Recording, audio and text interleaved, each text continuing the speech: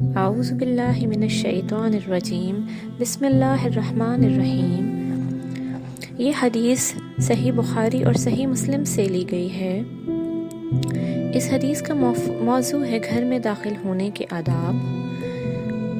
حضرت جابر رضی اللہ تعالیٰ عنہ فرماتے ہیں کہ ایک مرتبہ رسول صلی اللہ علیہ وآلہ وسلم کے پاس میں آیا اس قرض کے بارے میں پوچھنے کے لیے جو میرے والد کے ذمہ تھا۔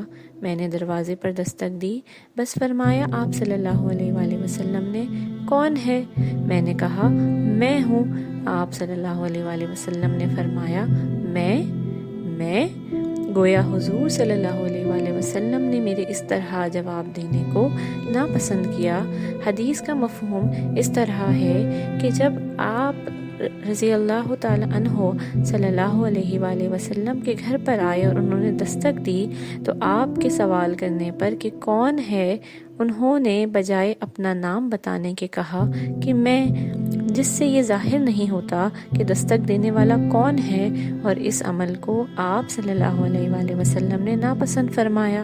اور اس بات سے ہمارے لیے یہ سبق ہے کہ جب ہم کسی کے گھر جائیں اور دستک دیں، گویا اس کو یہ بتائیں کہ کون ہے اپنے نام کے ساتھ اور اپنی شناخت کروائیں۔